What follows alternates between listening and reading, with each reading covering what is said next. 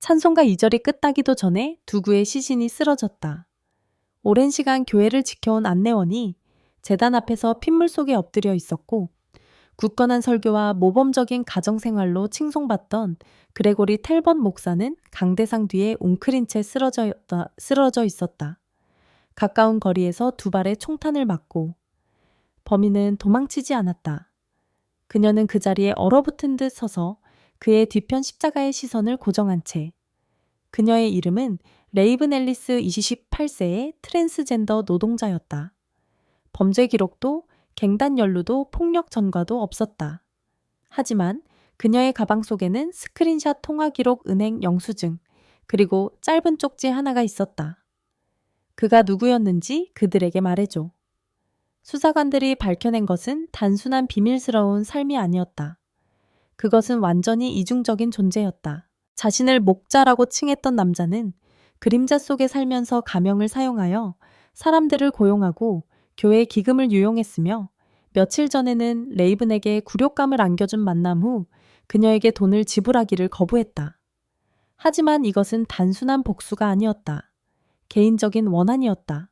응징이었다. 그리고 진실이 밝혀졌을 때 남은 유일한 질문은 사람들이 얼마나 오랫동안 모른 척 해왔는가였다. 재단이 범죄 현장으로 변하기 전 그레고리 텔번 목사는 흔들리지 않는 사람으로 여겨졌다. 그는 9년 동안 교회 담임 목사로 재직했다. 텍사스 교회의 조용한 지역에 자리 잡은 교회는 그의 지도 아래 겸손하지만 꾸준히 성장했다. 일요일 예배 참석자는 300명 정도였다. 교인들은 그를 따뜻하고 집중력 있고 절제력 있는 사람으로 말했다. 그는 결코 화려하지 않았다. 스캔들도 없었다. 그저 꾸준했을 뿐. 그레고리는 44세였다. 고등학교 시절 첫사랑이었던 멜리사와 결혼했다. 17년 동안 그녀는 여성 사역을 이끌고 대부분의 어린이 프로그램을 감독했다. 그들에게는 16세의 조용하고 똑똑한 학생 캔드릭과 11세의 활발하고 교회에서 인기가 많은 브리엘이라는 두 자녀가 있었다. 텔벗 가족은 질서와 가치의 표본이었지만 아무도 몰랐던 것은 그레고리 텔벗 목사가 성인 시절 대부분 동안 비밀을 간직해왔다는 것이었다. 총격 사건 몇몇 년 전 그는 가명을 사용하여 조용히 사설행동치료센터에 입원했다. 그 이유는 나중에 병원 기록과 보험 추적을 통해 확인되었는데 주로 성중독에 대한 충동 조절 치료였다. 치료는 6주 동안 진행되었다. 교회 파일에는 언급이 없었고 리더십 내에서도 기록이 드러나지 않았다. 그것은 그가 집으로 가져와 일상에 묻어버린 비밀이었다. 사후에 검색된 개인 브라우저 기록에 따르면 그레고리는 안수를 받기 훨씬 전부터 성인 콘텐츠와 에스코트 서비스를 이용해왔다. 30대 초반에 그 빈도가 급증했다. 그의 교회가 성장하면서 그의 신중함도 커졌다. 그는 암호화된 브라우징 도구와 선불 카드를 사용하기 시작했다. 그는 가명을 사용하고 가짜 사역 이름으로 호텔방을 예약하고 목회 상담을 가장하여 회의를 예약했다. 하지만 여러 겹의 가림막에도 불구하고 그레고리는 신중했고 결코 무모하지 않았으며 항상 집에서 계획을 세웠다. 멜리사는 사건이 일어나기 몇몇 년 전부터 그의 소외감을 알아차렸다. 그녀는 여동생 다니엘에게 그레고리가 감정적으로 더 무관심해지고 인내심이 없어지고 전자기기에 더 경계심을 갖게 되었다고 털어놓았다. 하지만 그녀는 그것을 목회자의 피로로 치부했고 대부분의 목사 부인들이 묵묵히 견디는 일이라고 생각했다. 10대 아들 캔드릭은 아빠가 항상 머릿속에 무언가를 생각하고 있다고 말한 적이 있다. 하지만 다시 말하지만 놀라운 일은 아니었다. 그저 조용한 변화였다. 시간이 지남에 따라 커지는 정적. 그는 이러한 충동에 대해 결코 이야기하지 않았다. 두 번째 치료를 받으려 하지 않았다. 그 누구에게도 재발을 인정하지 않았다. 목사들이 고백하고 회복하도록 권장되는 연례교회 수련회에서도 마찬가지였다. 하지만 사실 그는 자신이 회복될 필요가 있다고 믿지 않았다. 그는 레이븐 앨리스를 만날 때까지 그것을 잘 관리하고 있다고 믿었다. 그것은 은혜로부터의 타락이 아니었다. 그것은 숨겨진 것들의 긴 사슬 속의 또 다른 밤일 뿐이었다. 마침내 끊어질 듯한 사슬. 디지털 흔적은 거짓말을 하지 않았다. 그의 호텔 예약은 중간 가격대 고급 호텔은 절대 아니고 항상 현금으로 종종 30송 45분 거리에 있는 마을에서 이루어지는 패턴을 따랐다. 지역의 의심을 피하기 위해서였을 것이다. 투숙객 이름은 달랐지만 전화번호는 번호폰이든 아니든 항상 동일한 제한된 지리적 방향으로 추적되었다. 분석가에 따르면 이러한 행동은 계획적이었다. 그는 충동적이지 않았다. 그는 계산적이었다. 그리고 레이븐 앨리스는 그가 접촉한 최초의 트랜스젠더 에스코트가 아니었다. 채팅 기록에 따르면 성인 목록 사이트에서 코딩된 검색 태그를 통해 트랜스젠더로 식별되는 노동자들과 최소 3번 이상 이전에 접촉한 적이 있다. 대부분은 반복 예약을 거부했다. 어떤 사람은 논쟁 후 그를 차단하기도 했다. 시간 연장 및 지불에 대해 살인사건 전에 상황이 이상함을 감지한 사람 중 한 명은 재정 담당 비서 다넬이었다. 그는 총격 사건 몇 주 전에 친한 친구에게 장부가 뭔가 이상하다고 말했다. 마치 누군가가 지출하는 것보다 더 많이 은폐하는 것 같다고. 그는 더 이상 캐묻지 않았다. 그는 그레고리를 너무 존경했다. 아니면 질문하는 것이 무엇을 드러낼까 두려워했을지도 모른다. 하지만 숨겨진 행동 중 어느 것도 마지막 거래 전까지는 위험해지지 않았다. 레이븐은 다른 사람들과 달랐다. 그레고리가 합의된 서비스에 대한 대가를 지불하기를 거부했을 때 그녀는 조용히 사라지지 않았다. 그녀는 단순히 화를 내지 않았다. 그녀는 수집하기 시작했다. 그녀는 모든 메시지를 스크린샷하고 음성 메모를 저장하고 그의 차 번호판 번호를 적었다. 그녀는 심지어 그들이 호텔 근처에서 만난 주유소에서 영상을 입수하기도 했다. 그녀는 그 증거로 무엇을 할지 정확히 알지 못했지만 조용히 지워지거나 굴욕을 당하지 않을 것이었다. 그녀에게 이것은 돈에 관한 것만이 아니었다. 그것은 남자에게 일회용품으로 여겨지는 것에 관한 것이었다. 세상이 끝을 향해 달려가고 있었다. 그레고리. 그는 침묵이 항상 그래왔듯이 지속될 것이라고 생각했다. 그는 틀렸다. 레이븐. 앨리스는 세상이 자신을 보호해 줄 것이라고 기대한 적이 없었다.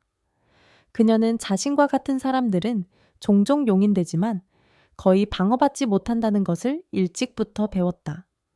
28세가 되기까지 그녀는 많은 사람들이 평생 동안 겪는 것보다 더 많은 것을 겪고 살아남았다. 그리고 그녀는 그것을 증명할 서류 증거를 가지고 있었다. 원래 베터누지 출신인 레이브는 17세에 집을 떠났다. 그녀의 출생 이름은 공개적으로 공유된 적이 없지만 성전환을 시작한 후 3년 뒤 합법적으로 이름을 바꿨다. 그녀의 가족과의 관계는 그 직후 무너졌다. 그녀가 휴스턴으로 이사했을 때 그녀는 혼자였다. 야간 교대 근무를 하고 아파트를 공유하고 청구서를 간신히 충당하는 프리랜서 메이크업 일을 했다. 상황이 어려워지자 그녀는 온라인 채팅을 시작으로 서서히 실제 예약으로 옮겨가며 에스코트를 시작했다. 그것은 그녀가 공개적으로 광고하는 것이 아니었지만 사적으로는 그랬다. 그녀는 꼼꼼했다. 그녀는 기록을 보관하고 모든 고객의 세부 정보를 기록하고 스크린샷을 클라우드 폴더에 저장했다. 편집증 때문이 아니라 보호를 위해서였다. 그녀의 주변에서는 무시당하거나 학대받거나 더 심한 일을 당하는 여자들의 이야기를 듣는 것이 드문 일이 아니었다. 아무도 그들을 옹호하지 않았다. 아무도 그들을 믿지 않았다. 레이븐은 순진하지 않았다. 그녀는 사람들이 자신을 어떻게 보는지 알고 있었다. 흑인 트랜스젠더 여성이 그러한 일을 하는 것은 사회가 옹호하기 위해 달려갈 마지막 사람이었다. 그럼에도 불구하고 그녀는 침착함을 유지했다. 이웃들은 그녀를 예의 바르고 사적이고 내성적이라고 묘사했다. 그녀는 파티를 열지 않았다. 그녀는 관심을 끌지 않았다. 그녀의 아파트는 작고 소박했으며 깔끔한 화장대 가발렉, 그리고 거울에는 그녀가 도달하기를 희망하는 목표를 상기시키는 접착 메모가 붙어 있었다. 한 메모에는 3개월 더라고 적혀 있었다. 그것은 그녀의 성매매를 완전히 그만두는 목표를 언급한 것이었다. 그녀는 자신의 메이크업 브랜드를 시작할 계획을 가지고 있었다. 그녀는 심지어 온라인으로 사업자 이름도 등록했다. 그러다 그레고리 텔벗이 나타났다. 그녀는 더 이상 거의 사용하지 않는 사이트를 통해 예약을 받았는데 그 사이트는 완전한 재량을 요청하는 고객을 위해 예약된 것이었다. 그의 메시지 어조는 신중하고 전문적이었다. 그는 특정 시간 장소를 요청했고 전화 통화를 하지 말라고 주장했다. 암호화된 메시지만을 요구했다. 그가 결혼했는지 묻자 그는 그 질문을 무시했다. 그들은 40분 거리에 있는 작은 마을의 호텔 방 밖에서 만났다. 그녀는 그를 즉시 알아차렸는데 전에 그를 본 적이 있어서가 아니라 그가 만나는 동안 중요한 사람의 깨끗하고 세련된 분위기를 풍겼기 때문이었다. 무언가가 바뀌었다. 그는 차갑고 냉담했다. 그녀가 전액 지불을 요구하자 그는 거절하고 경험이 가치가 없다고 주장하며 그녀를 나쁜 투자라고 불렀다. 레이븐의 메모와 그날 밤 친구에게 보낸 음성 메모에 따르면 그레고리는 세션 동안 더러운이라는 단어를 사용한 최초의 고객이었다. 그녀는 나머지 돈을 받지 않고 걸어 나갔다. 흔들리고 당황하고 격분했다. 그녀를 극단으로 몰아넣은 것은 돈을 잃은 것이 아니었다. 그것은 굴욕이었다. 그가 그녀를 물건처럼 취급하고 사라진 방식, 마치 아무 일도 없었던 것처럼. 그리고 더 나쁜 것은 그가 존경받는 사람, 권력 있는 사람 매주 서서 사람들에게 어떻게 살고 어떻게 사랑하고 어떻게 회개해야 하는지 말하는 사람이라는 것을 깨달은 것이다. 그녀는 충동적인 결정을 내리지 않았다. 그녀는 기다렸다. 그 불균형은 이틀 동안 그녀를 괴롭혔다.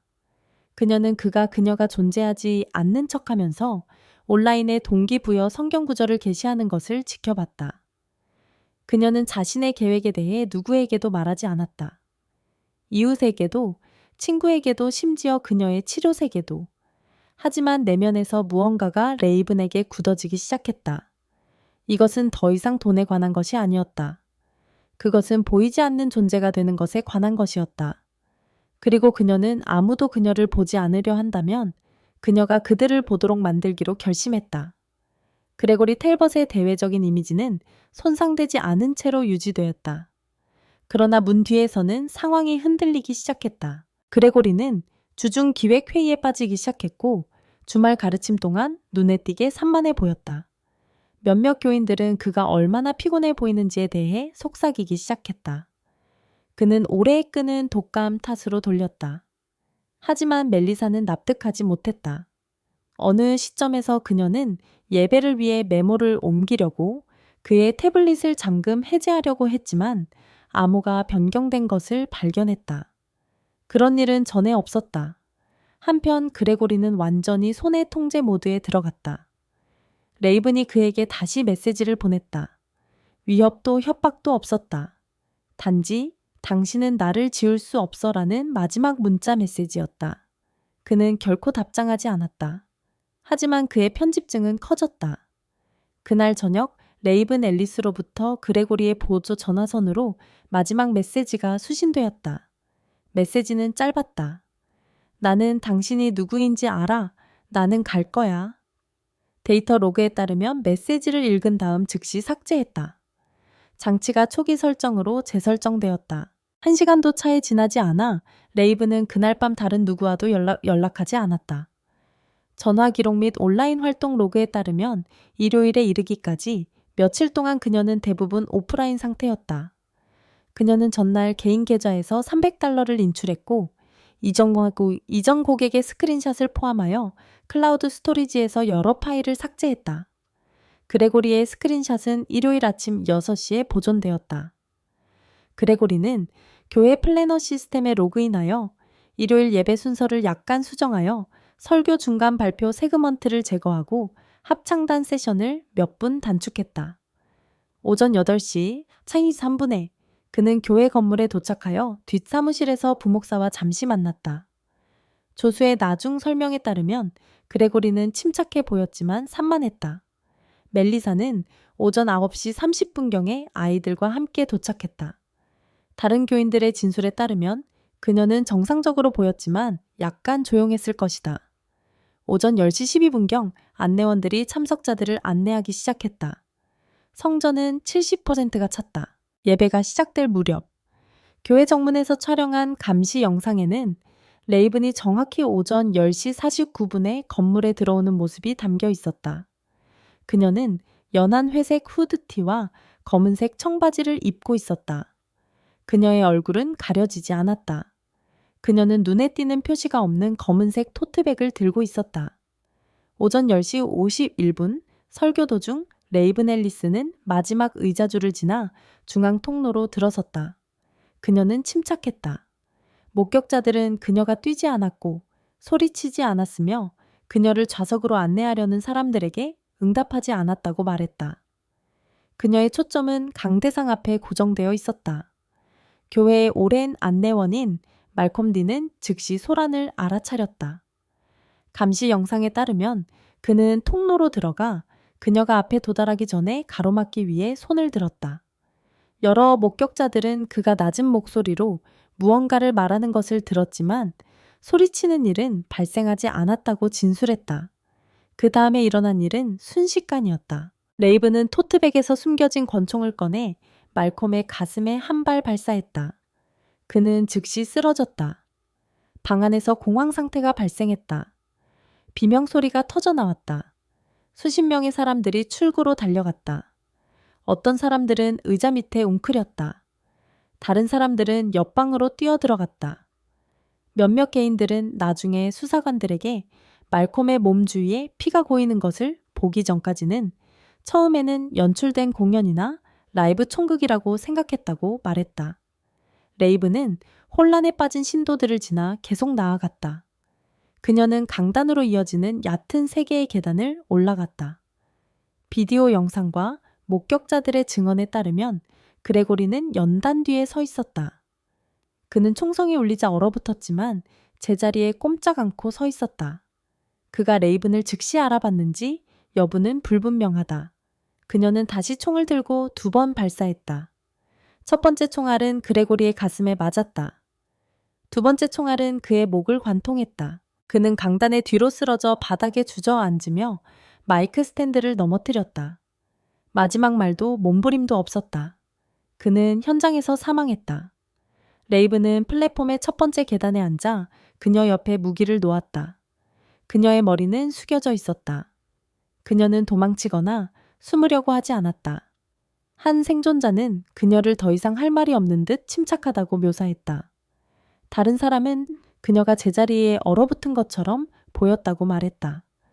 경찰은 오전 10시 54분에 첫 번째 긴급 전화를 받았다. 여러 건의 911 신고가 잇따라 접수되었다. 경찰은 오전 11시 2분에 현장에 도착했다. 그때쯤 건물은 대부분 비워져 있었다. 몇몇 교인들이 밖에 남아 있었다. 어떤 사람들은 충격에 빠져 있었다. 다른 사람들은 말콤 딘에게 도움을 주려고 애썼다. 그는 현장에서 사망 선고를 받았다. 경찰은 레이븐이 강당 근처에 조용히 앉아 있는 것을 발견했다. 그녀는 체포에 저항하지 않았다. 그녀는 명확하고 망설임 없이 질문에 답했다. 그녀의 신원은 주에서 발급한 신분증과 안면 인식을 통해 몇 분 안에 확인되었다. 총기는 그녀의 법적 이름으로 등록되었다. 역으로 차량을 운송하는 동안 경찰은 레이븐이 고통의 징후를 보이지 않았다고 기록했다. 그녀는 물을 요청했고 그 외에는 침묵을 지켰다. 그녀의 가방 안에서 경찰은 인쇄된 스크린샷이 담긴 폴더를 발견했다. 그 안에는 그녀와 그레고리 텔벗이 요나스 그레이엄이라는 가명으로 주고받은 메시지가 포함되어 있었다. 금융거래 기록과 알려진 에스코트 플랫폼의 예약 확인서. 더미맨 위에는 접힌 메모도 있었다. 메모에는 위협은 없습니다. 단지 사실입니다. 그가 역에서 누구였는지 그들에게 말해줘 라고 적혀 있었다. 그녀는 별다른 사고 없이 유치장에 수감되었다. 그녀는 같은 날 오후 2시 정식으로 기소되었다. 현장으로 돌아온 수사관들은 현장 확보에 나섰다. 혈흔 분석 결과 총알이 근거리에서 발사된 것으로 확인되었다. 시신의 위치는 목격자 진술과 일치했다. 경찰은 사내 감시 시스템에서 전체 오디오 및 부분, 비디오 녹화본을 회수했다. 설교 마이크는 두 발의 총성을 명확하게 포착했다. 그 사건은 지역 사회를 충격에 빠뜨렸다. 그레고리는 대중적인 논란도 법적 기록도 없었다. 그의 죽음, 특히 그러한 공개적인 상징적 공간에서의 죽음은 신도들을 통해 충격파를 보냈다.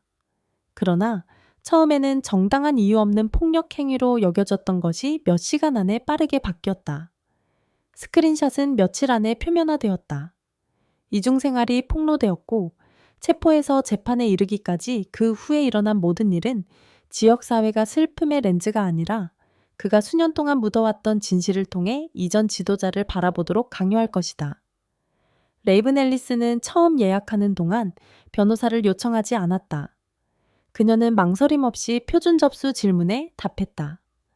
그녀의 전체 법적 이름을 말하고 비상 연락처를 없음으로 기재했다. 그녀는 기소 내용을 이해하는지 묻자 예 라고 답했다. 구금된 첫 18시간 동안 그녀는 조용히 있었다. 수사 책임자의 보고서에 따르면 레이븐은 자신의 사건 피해자 또는 잠재적 형량에 대해 묻지 않았다. 그녀는 유치장에 똑바로 앉아 있다가 말을 걸 때만 말했고 시선을 앞으로 향했다. 형사들이 다음날 그녀를 조사실로 데려갔을 때 그녀는 질문에 답하기를 거부했다. 처음에는 그랬지만 스크린샷 영수증 채팅 기록 등 그녀의 가방에서 회수된 증거가 담긴 폴더를 보여준 후 레이븐은 침묵을 깼다. 그 진술은 감정적이지 않았다. 그것은 직접적이었다. 그녀는 2주 전에 에스코트 사이트를 통해 그레고리 텔벗을 만났다고 확인했다. 그녀는 만남 시간 장소 그녀가 전액 지불을 거부당했다고 말한 상황에 대해 자세히 설명했다. 그녀는 텔벗이 그녀를 조롱하고 그녀의 몸에 대해 언급하고 합의된 수수료의 나머지를 요구했을 때 그녀를 묵살했다고 진술했다. 그녀는 수사관들에게 굴욕감과 불안감을 느꼈다고 말했다. 그러나 그 이상으로 그녀는 지워진 느낌을 받았다. 레이븐은 과거 공격적이거나 위협적이거나 조종적인 고객들과의 경험 때문에 예방 차원에서 영수증과 문서를 보관했다고 설명했다. 그녀는 이전에 분노에 차서 행동하거나 복수를 추구한 적은 없지만 그레고리의 공적 지위와 사적 행동과 공적 인격 간의 대조가 그녀가 전에 직면한 적이 없는 선을 넘었다고 말했다. 기록에 따르면 그녀의 정확한 말은 그는 사람들 앞에 서서 죄가 자신 안에 살지 않는 것처럼 죄에 대해 이야기합니다. 나는 그가 더 이상 가장하는 것을 허락하지 않을 것입니다. 였다. 레이븐은 처음에는 폭력을 행사할 계획이 없다고 진술했다. 그녀는 증거를 온라인에 게시하거나 익명으로 그의 가족이나 교회 이사회에 보내는 것을 고려했다. 그러나 그녀는 아무도 그녀를 믿지 않을 것이라고 확신하게 되었다. 그녀는 과거에 사람들이 자신의 정체성과 직업 때문에 자신을 불안정하거나 극적이라고 묵살했던 사례를 설명했다. 그녀는 그들은 나와 같은 사람들을 결코 믿지 않습니다. 그래서 나는 그들이 듣게 해야 했습니다. 라고 말했다. 신문은 계획적인 범행에 대한 자백 없이 끝났다. 레이븐은 무기를 가져온 것을 인정했지만 말콤 딘이 그녀를 막으려고 했을 때까지 그것을 사용하기로 결정하지 않았다고 주장했다. 그녀는 궁지에 몰려 반응했다고 말했다. 형사들은 그녀의 답변이 일관성 있고 자세하고 명확하다고 기록했다. 그녀의 태도는 시종일관 침착함을 유지했다. 한편 무대 뒤에서는 증거가 계속 쌓여갔다. 디지털 감식을 통해 레이븐과 그레고리의 가명 간의 메시지의 진위가 확인되었다. 지불 기록에 따르면 그레고리의 알려진 보조 라인 중 하나에 연결된 뱅킹 앱에서 그녀의 계좌로 2건의 부분 예금이 이루어졌다. 두 장치 모두의 검색 기록이 예약 타임라인과 일치했다. 강탈이나 협박의 증거는 발견되지 않았다. 또한 그레고리의 장치를 검토한 결과 다른 성매매 여성과의 삭제된 여러 대화가 발견되었는데 일부는 수년 전으로 거슬러 올라간다. 레이븐과의 교환만큼 직접적인 사람은 거의 없었지만 패턴은 일관성이 있었다. 예약 암호화된 통신신분 은폐 시도. 레이븐의 공선 변호인은 나중에 그녀를 반복적으로 착취당하고 묵살당했으며 돌이킬 수 없는 행동으로 몰린 사람으로 묘사하는 성명을 발표했다.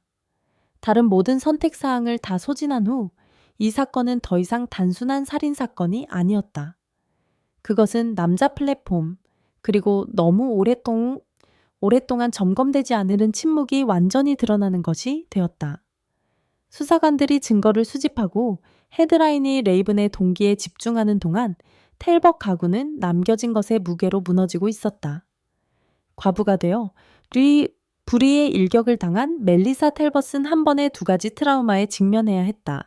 회중 앞에서 남편이 살해당한 것과 그가 수년간의 성적 비행 기만, 재정남용과 관련된 숨겨진 삶을 살아왔다는 폭로였다.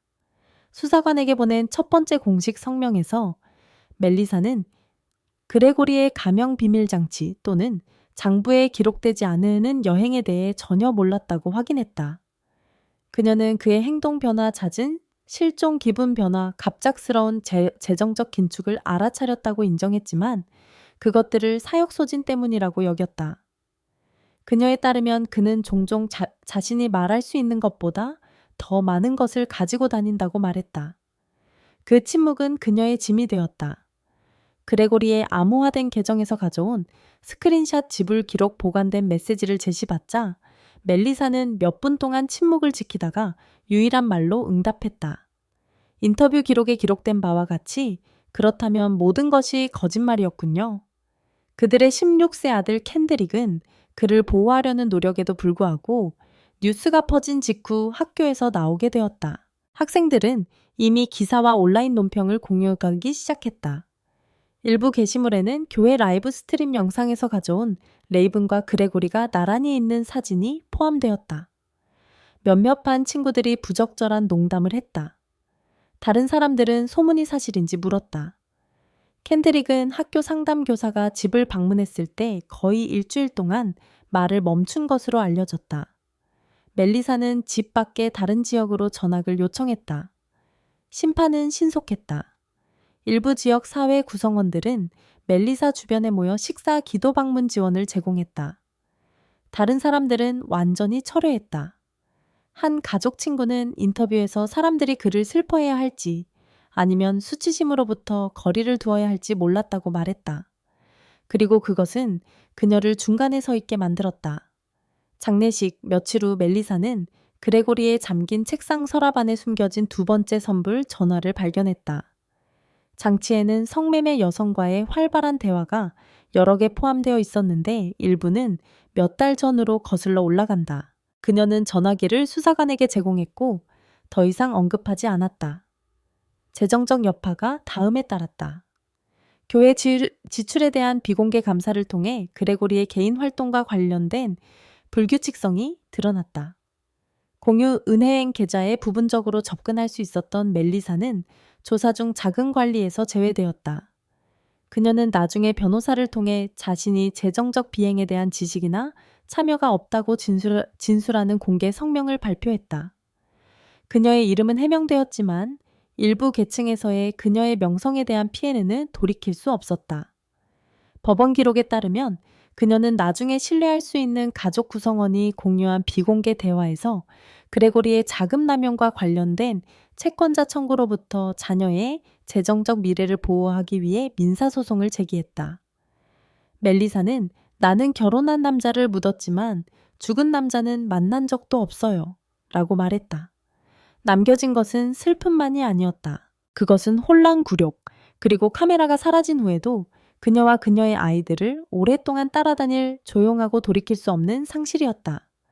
레이븐 앨리스는 그레고리 텔벗 목사의 사망에 대한 1급 살인 혐의, 1건과 안내원, 말콤 딘의 살해에 대한 1건으로 기소되었다. 추가 혐의에는 종교적 재산에 대한 불법 총기 소지 및 공공안전 위험이 포함되었다. 처음부터 이 사건은 분열된 대중의 반응을 불러일으켰다. 기소 측의 입장은 간단했다. 레이븐은 공격을 계획했다. 그녀는 장전된 무기를 붐비는 공공장소로 가져와 살해 의도를 가지고 발사했다. 그레고리 텔벗에게 학대를 받았는지 여부에 관계없이 그들은 그녀의 행동이 계획적이고 치명적이라고 주장했다. 검사들은 감시 영상 탄도 보고서 그리고 두 발의 총알이 근거리에서 명확한 조준으로 발사되었다는 것을 확인하는 법의학 분석가들의 증언을 제시했다. 그러나 변호 측은 다른 각도에서 사건에 접근했다. 그들은 살인을 인정했다. 그들은 무기를 인정했다. 그들이 주장한 것은 레이븐이 반복적인 착취 굴욕, 그리고 아무도 자신의 이야기를 듣지 않을 것이라는 두려움에 의해 촉발된 심리적 붕괴를 경험했다는 것이었다. 그녀의 변호사는 그레고리가 그녀와 맺은 계약을 자세히 설명하는 스크린샷 지불 기록 채팅 기록을 제시했는데 여기에는 만남 후에 사용된 경멸적인 언어가 포함되어 있었다. 변호 측은 또한 레이븐이 수감된 동안 그녀를 평가한 임상 심리학자의 전문가 증언을 제시했다. 심리학자는 그녀를 감정적으로 폐쇄적이고 극도로 경계하고 수년간의 차별 유기, 그리고 자신의 서비스를 이용하고 결과 없이 자신을 버린 고객들에게 비인간화되었다는 반복적인 경험과 관련된 복합적인 트라우마로 고통받는다고 묘사했다. 그녀의 유죄 여부에 대한 의심은 없었지만 그녀의 동기에는 공적인 이야기를 복잡하게 만드는 여러 겹이 있었다. 그레고리 텔벗의 개인 메시지를 읽는 동안 여러 법정 방청객들이 걸어나갔다. 그 안에는 노골적인 언어 레이븐의 정체성에 대한 반복적인 경멸적 언급, 비밀 유지 지침이 포함되어 있었다. 멜리사 텔벗은 최종 변론일에 그 회의에 참석하지 않았다. 배심원단은 그녀의 가방에서 회수된 레이븐의 손으로 쓴 메모를 제시받았다. 메모에는 위협은 없습니다. 단지 사실입니다. 그가 누구였는지 그들에게 말해줘 라고 적혀 있었다. 최후 진술에서 그녀의 변호사는 그녀는 보이지 않게 되기 전까지는 위협이 아니었습니다. 그녀는 보기를 원했고 조롱당했습니다. 그녀는 돈을 받기를 원했고 비하당했습니다. 그런데도 그녀는 도망치지 않았습니다. 그녀는 앉아서 당신이 스스로 진실을 보기를 기다렸습니다. 라고 말했다. 기소 측은 두 생명이 희생되었다는 것을 상기시키며 반박했다. 존경받는 지역 사회 구성원과 남편이었지만 안내원이기도 했습니다. 엉뚱한 순간에 엉뚱한 장소에 있었던 새아이의 아버지. 배심원단은 4시간도 차이 안 되어 심의를 마쳤다. 레이븐은 2건의 살인 혐의에 대해 유죄 판결을 받았다. 그러나 드문 분할 결정으로 법원은 선고 과정에서 정상 참작 사유를 고려하기로 합의했다. 제시된 심리적 프로필과 이전 범죄 기록이 없다는 점을 감안하여 그녀는 가석방 없는 종신형을 면했다. 레이븐 앨리스는 징역 32년을 선고받았고 24년 후 가석방 자격이 주어졌다. 그녀는 법원 밖에서 선고를 읽는 동안 눈에 띄는 감정을 보이지 않았다. 반응은 여전히 양극화되어 있었다. 어떤 사람들은 그 선고를 정의라고 보았다. 다른 사람들은 역과되거나 범죄화되지 않고는 법정에 거의 나오지 않는 사람들의 트라우마를 완전히 인식하지 못하는 시스템이라고 보았다. 말콤 딘의 가족은 짧은 성명을 발표했다. 그는 항상 하던 일을 하다가 죽었습니다. 사람들을 보호하는 것. 그대는 다른 사람의 전쟁 한가운데에 있을 자격이 없었습니다. 멜리사는 편결 후 인터뷰를 거부했다. 그녀는 여동생과 변호사의 호의를 받으며 아이들과 함께 법원을 떠나는 모습이 마지막으로 목격되었다. 레이븐의 마지막 말처럼 그녀의 침묵은 어떤 공개 성명보다 더 크게 울려 퍼졌다. 항소는 제기되지 않았고 보상은 요청되지 않았으며 법원에서 종결되었지만 사건은 결코 완전히 대답될 수 없는 질문을 남겼다. 그는 빛에 대해 설교했습니다. 그녀는 폭풍을 짊어지고 걸어 들어왔습니다. 그리고 결국 거짓말은 드러나는 데에 그치지 않고 폭발했습니다. 이 이야기가 당신으로 하여금 사람들이 직함 뒤에 강대상 뒤에 세련된 삶 뒤에 무엇을 숨기는지 의문을 갖게 한다면 당신은 제대로 찾아오셨습니다. 트루크라임 코너에서는 가면을 벗깁니다. 한 번에 하나의 범죄씩. 지금 구독하세요. 왜냐하면 모든 신성한 미소 뒤에는 비밀이 있을 수 있기 때문입니다. 모든 것을 산산이 부수기를 기다리면서.